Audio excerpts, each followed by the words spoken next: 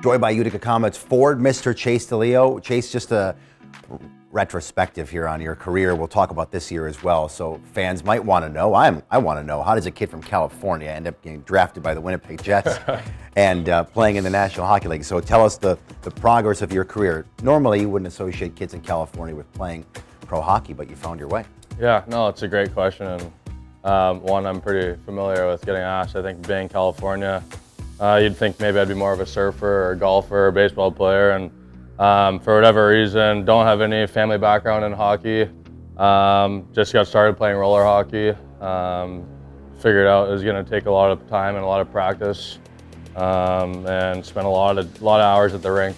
So pretty much didn't have time to practice anything else, any other sports. I think I'm pretty much a one-sport athlete, you could say. I did t-ball for a hot minute, and it didn't work out for me. I actually started out playing goalie. I loved Patrick Waugh and Jiggy, John Sebastian Giguere with the Ducks. So started out goalie and then just transitioned into forward and just stuck with hockey ever since then. So if you don't have a background of hockey in your family, your mom and dad must have to try to find a way to get you into the right programs, and so it may be a little trial and error as you were growing up? Yeah, exactly. And like I said, I think a lot of hockey players in California start off playing a roller. It's obviously a lot easier just putting on rollerblades and getting a ball and playing in the street, right? We don't have the frozen winters like the Canadian kids do, where they can kind of have ice skates ready to go and ice in their backyard they can play on and practice whenever they want. So I kind of took it to myself to get a pair of rollerblades and a ball and get out to the street and kind of learn from there. So you get drafted into the Western Hockey League, Yeah. and you end up winning a championship in the Western Hockey League. What was that team like? What was that experience like? Yeah, I'll back you up a little bit. I was going to go the college route. It was always college. School is very, very important to my family. They're very hard on me. I always had good grades. It was always school first, even if I didn't agree with it. So I was going to go to Denver University. I went with my best friend at the time. He's still my best friend, Eric Comrie, goalie for the Winnipeg Jets. And we went to Denver together to tour. We both got offered a scholarship there, and we were thinking, shoot, best friends, teammates, Denver, what's better than this? And then fast forward a week later, the Western Hockey League draft comes. I get drafted 192nd overall, 9th round, the Portland Winterhawks, and he was drafted to the Tri-City Americans.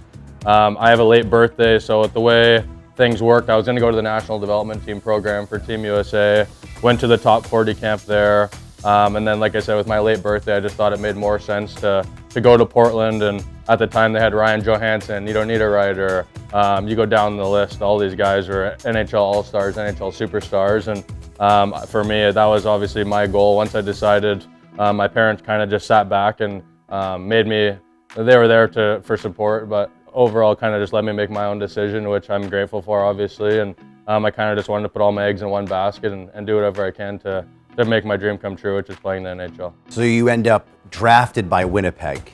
What was that like? I think you 4th round, 2014. Did you expect to be drafted? I mean, 4th round is really decent coming from California. Maybe you think it's a deterrent for someone to draft in the NHL, but you know, Winnipeg took a chance on you. Right. Yeah, I think just going back to Portland, I think every year before me, right, it kind of works in age groups. I'm in 1995, so before me is the 94, before that's 93, and you can kind of just see the trickle-down effect. You know, it's I'm a big believer in having goals and planning ahead, and for me, it was pretty cool being in Portland, because you get to see the 93s, they get drafted, World Juniors, NHL debut, you kind of get to see, and then you kind of just got to wait your turn, you know, and it's not easy waiting your turn, and you want it right then, but then the 94s go, and you're at home at Christmas, New Year's with my family, I'm watching World Juniors, and my teammates are on the couch, and every year I say, I'm gonna be in that tournament, I want to play World Juniors, I want to represent my country, like I'm gonna do whatever it takes. I think that's the coolest thing for that age group, and next thing you know, I'm next man up, and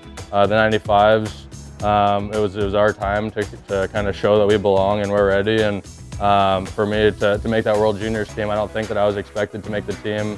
There was a couple of returners that were back at camp, and I kind of just put my head down and went to work. And that was a huge goal of mine, obviously, and to be able to make that happen was just another step, I think, in the right direction of what I wanted to accomplish in my career. And and then Winnipeg drafted me.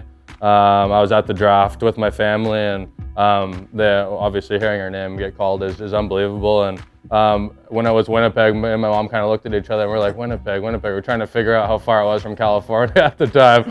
No doubt. What are the chances Eric Comrie gets drafted to the same team? You guys end up playing together in Manitoba. So tell us about family, what it means to you, specifically what your mom has done in order to help you get to where you are. Yeah, I think it's, I mean, coming from California, it goes without saying, it was a lot of sacrifice for them, a lot of time taking me to the rink early in the morning. And like I said, being from California, we had to travel every weekend to get some competition. So I think my mom almost got arrested for missing so many days of school for me, a lot of truancy. But I think it was all worth the sacrifice. But of course, I wouldn't be here without them. And being home the past 3 years with the Anaheim organization was awesome. I think I left home when I was 15 years old, so you lose a lot of time, you miss a lot of birthdays. Got to be with my grandma. With obviously, it's tough being away from holidays. I think fans don't realize how much people, us athletes, sacrifice. Obviously, getting to do what we love, but being away from our families. All right, I don't know if I have time, but I ask you 2 questions left. I gotta ask you about the animals. I mean, people know, you basically live in a zoo, so. Yes. What's the backstory there? How does this happen? Yeah, animals are, a lot of people have hobbies or things that can kind of help them escape from the reality and what's going on in the real world. But for me, it's just always been animals. I've always had like minimum 5 dogs. Right now, my parents, I think we have 14 dogs at our house, and we have 22 chickens. I have a miniature donkey who's 26 years old. His name's Hansel. I've had him literally my entire life. So yeah, I think we're almost up to close to 40, 50 animals right now. I gotta ask you about the animals. I mean, people know, you basically live in a zoo. So Yes. what's the backstory there? How does this happen? Yeah, animals are, a lot of people have hobbies or things that can kind of help them escape from the reality and what's going on in the real world. But for me, it's just always been animals. I've always had like minimum 5 dogs. Right now, my parents, I think we have 14 dogs at our house, and we have 22 chickens. I have a miniature donkey who's 26 years old. His name's Hansel. I've had him literally my entire life. So yeah, I think we're almost up to like close to 40, 50 animals right now. Do you know every dog's name? There's no way you know every dog's name. I do. It's my sister. So we had a litter of golden doodles and bernedoodles. So my sister took a couple. Obviously, we had to keep a few ourselves. So it got to be a joke a little bit. As every year, like I said, when I left home when I was 16, I'd come home and I'd feel like my mom would replace me with a new animal. All right, so let's turn now to the Utica Comets and this season. I mean, so nobody knew what to expect going in. I'm sure you knew some of your teammates, but nobody knows what you have until you're at 10, 12 games in. But by the time you're 10, 12 games in, you haven't lost a game.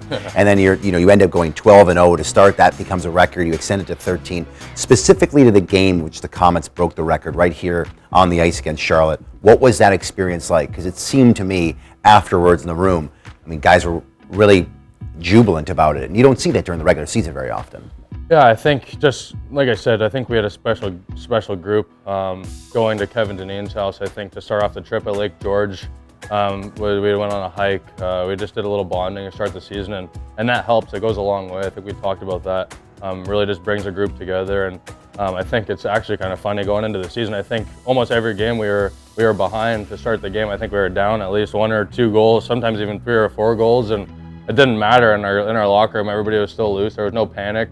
For whatever reason, we just believed that we were going to come back, and I think it kind of got to be as a joke too, because I think literally, I think the first 5 games we were down by 2 goals to start the game, and it didn't matter. We just kept coming back. So I think that just shows how much character we have in the locker room and in the group, and I think that's more important than anything. Right now, this team is on top of the league, best winning percentage, best numbers at home, and for all the things you just said.